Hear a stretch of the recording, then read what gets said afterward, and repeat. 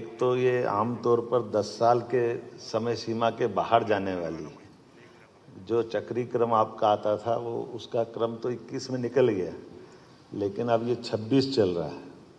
तो 26 में हम अपने उस समय से थोड़ा बाहर जा रहे हैं। लेकिन ये बात भी सही कि कोविड और कठिन काल में स्वाभाविक रूप से वो संभव नहीं था उस परेशानी को। और एक चुनौती और है, जिस चुनौती के बलबूते पर हम सब अपने इस बदलते परिवेश में आपको जो हमारे समाज की सब गणना का जो विशेष काम दिया है, उन गणनाओं की शुद्धता के लिए, गणनाओं के अंदर की सारी बारीकियों के लिए आपका बहुत अच्छे से प्रशिक्षण हुआ होगा, ऐसा मैं मानता हूँ। ये तो बात सही है। वैसे तो ये आपने बताया कि वैदिक काल से हम कौन हैं, हमारे समाज की जो पद्धति है वो उस तरह से जानी जाती है।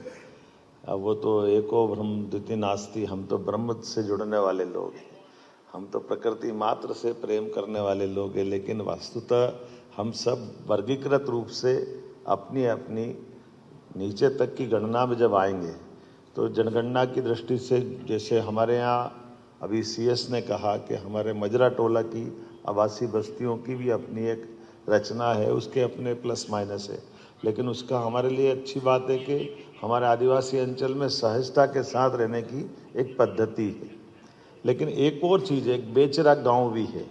जो बेचरा गांव, जिन गांवों का बाद में बसना उजड़ना है कोई कहानी है, लेकिन ऐसे गांवों के अंदर भी ठीक से गणना हो जाए, बेचरा गांव पुनः आबाद भी करे जा सकते हैं, या उनके संबंध में विकास के लिए भविष्य में रोड मैप जब बनाने जाएंगे तो एक चुनौती उसकी भी आने वाली है। वैसे आप सब इसकी चिंता करेंगे। हमारे राज्य की अच्छी परंपरा है, प्रशासनिक अधिकारी सारी गंभीरता के साथ सारी बातों को लेंगे और इस आधार पर ये हमारी जो मूल जिस कारण से हमने कॉन्फ्रेंस रखी उसकी सफलता मिलेगी। सड़क, अस्पताल, स्कूल, ये सब आपकी बनाए हुए बुनियाद पे ही खड़े होंगे, जिस आधार पर सही से गणना हो जाए, सही से चिंता हो जाए भविष्य की दृष्टि से।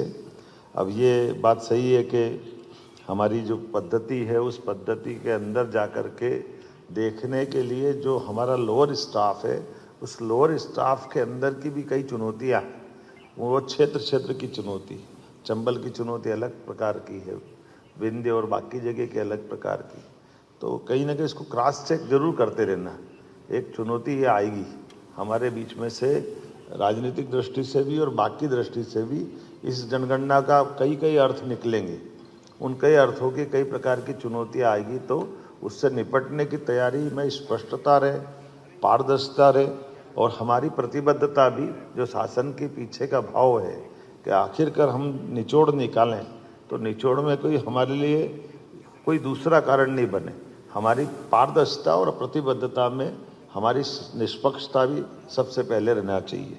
आज के इस अवसर पर जब मैं आपकी तरफ ये बात करने आया हूँ तो ऐसा लगा कि बाकी बातें तो आप जनगणना की करेंगे, लेकिन पूरे प्रदेश के प्रशासनिक अधिकारी यहाँ आए हैं, कलेक्टर आए, कमिश्नर आए, ऐसे में विधानसभा सत्र भी हमारे सिर पे ही है। तो 16 तारीख से होने वाला सत्र जो 6 मार्च तक चलेगा, जिले के अंदर कोई विवाद नहीं होना चाहिए, इतना तो हम सब जानते हैं। सरकार को कोई अप्रिय स्थिति नहीं बनना पड़े। कहीं न कहीं हमारी अभी जो घटनाएं ध्यान में आ रही है उन सबसे आप सब चुनौती के साथ, लेकिन जल रचनाएं जो बन रही है उसमें मुआवजे वाले मसले आ रहे हैं, तो बहुत संवेदनशील तरीके से निपट लें। और ये बात सही है, आप अगर कोई कठिनाई आ रही तो मार्गदर्शन ले लें, लेकिन हम ये सब चाहेंगे कि आखिरकार विकास का कारवां भी बढ़े और हमारे व्यवस्थाओं का नियंत्रण भी हमारे हाथ में रहे। कुछ तरीके हो सकते हैं, उस पर हम प्रदेश स्तर पे गंभीरता के साथ रास्ते निकाल रहे हैं, लेकिन आपको ये मान के चलना कि अंततः हमारा संवेदना स्थानीय बाशिंदों के साथ भी है। किसी का भी मकान, जमीन, दुकान अगर कुछ होता है तो उसके मन में उसका लगाव भी होता है। हमको विकास भी चाहिए, लेकिन उसकी भावनाओं का ध्यान रखना। ऐसे में हमारे पास कोई तकलीफ नहीं है। उदारता के साथ ऐसे कई बड़े अपने राज्य का इतिहास है कि हमने बड़े बड़े प्रोजेक्ट पूरे किए, तो सारे प्रोजेक्ट पूरे होंगे। इसमें दोबारा कोई ऐसी बात नहीं आना चाहिए कि कोई इसके कारण से, तो इसका समयबद्ध तरीके से अंदर तक जा कर के बीमारी की जड़ तक चले जाओ और अंदर से संवेदनशीलता की ज़रूरत हो तो वहाँ तक घुस करके हमारे नेटवर्क से ये सारे विषय खत्म हो जाना चाहिए। त्यौहार भी, होली जैसा बड़ा त्यौहार सामने आ रहा है, महाशिवरात्रि भी हमारे सामने है। ऐसे में शांति समितियों के साथ आप बाकी सारा प्रबंध तो कर ही रहे होंगे, लेकिन हमारी जन भावनाओं का भी ध्यान रखें, ये सारे कार्यक्रम अच्छे से करें। हाई अलर्ट पर प्रशासन आप रखें और कुल मिलाकर के मिलावटी मिठाई, आजकल रंगों के अंदर मिलावट, ऐसी कई प्रकार की चुनौतियां हैं। हमारे द्वारा भी अच्छे आदर्श भी, अब जैसे हम जब प्रदर्शनी में जाते हैं तो आप गुलाल और ये कई प्रकार के केमिकल मुक्त सब प्रकार की चीज़ें दिखाते हैं, तो उसकी होली भी तो करवा के बताओ कैसे हो रही। आदर्श होली अच्छे से हो, कहाँ लोगों को कष्ट कम हो, मूल भावना सामाजिक समरसता की दिखे, सब आनंद के साथ निर्विघ्न रूप से, कोई जगह एक बार भी कोई झंझट नहीं हुई और खूब आनंद से संपन्न हो गए, ऐसा भी तो लगना चाहिए। हमारी दक्षता के आधार पर परस्पर सौहार्दता के बेहतर से बेहतर उदाहरण कैसे बने। इसी प्रकार से जी राम जी की योजनाओं को लेकर के आपने गंभीरता से काम किया होगा। गेहूं उपार्जन अपना चल ही रहा 7 मार्च से, और गेहूं उपार्जन में किसी किसान को कोई कठिनाई नहीं आना चाहिए। एक तो आपको बधाई देना चाहूँगा, आप सबके माध्यम से भावांतर योजना और कई प्रकार की हमारी ये जो अभी तक की कृषि उत्पाद को लेकर के बहुत अच्छी भूमिका रही है, ये और अच्छी हमारी बने। और भविष्य की दृष्टि से, चूँकि ये सर हमने किसान कल्याण वर्ष के रूप में घोषित किया है, तो कृषक के वर्ग से जुड़ी हुई सारी प्रकार की हमारी उनके साथ इस वर्ष के मनाने के आनंद की कौन कौन सी चीज़ें हो सकती, उस तरह से देखें। जैसे ग्रीष्मकालीन फसलों का मामला अगर आता है, तो ग्रीष्मकालीन फसलों में हम उड़द को बढ़ावा देने की बात कर रहे हैं, मूंगफली को बढ़ावा देने की बात कर रहे हैं। कई जगह मक्का कच्चे बेच करके भी लोग लाभान्वित होते हैं। ऐसे बहुत सारी बातें अपन कर सकते हैं।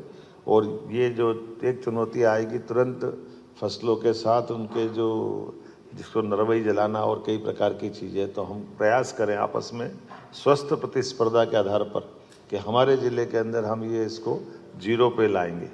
इस बार वो नारंगी रंग किसी के यहाँ रहे ही नहीं, हमारा सबका प्रयास रहे, क्यों वो दिखे ज़बरदस्ती से।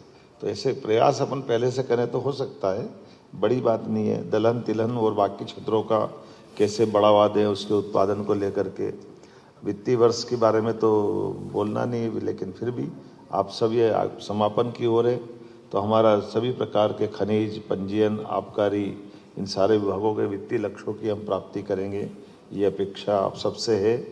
और एक बार फिर, चूँकि ये पूरा बड़ा अभियान है, उस बड़े अभियान में हमको दिन भर मनोयोग से बैठना भी है, उसका लाभ भी लेना है, और हमारे यहाँ विधानसभा के आने वाले सारे प्रश्नों के समय पे जवाब देकर के विधानसभा के सत्र को भी आप अच्छे से संचालित करवाएंगे। इस अपेक्षा के साथ मेरी अपनी ओर से पुनः यशस्वी प्रधानमंत्री का अभिनंदन करें जोरदार ताली बजा करके, जिन्होंने एक बड़ा ऐतिहासिक फैसला किया। इस प्रकार की जनगणना कराना, मुझे नहीं मालूम है कि जनगणना प्रारंभ हुई और उसके बाद ये पहली बार इस प्रकार की जनगणना का रिकॉर्ड है। 1936 में आखिरी बार हुई थी जो सामाजिक स्तर की जनगणना, सही है ना? 31 में हुई, तो 31, और अभी क्या चल रहा है, तो कितने 96 साल हुए, ज़्यादा बड़ी बात नहीं है, लेकिन एक रिकॉर्ड बन रहा। हम सब मिलकर के आज जो अपने से अपेक्षा की भारत सरकार ने, उस उद्देश्य की पूर्ति करेंगे। मेरी अपनी ओर से पूरे अच्छे कार्यक्रम की बधाई, बहुत बहुत धन्यवाद।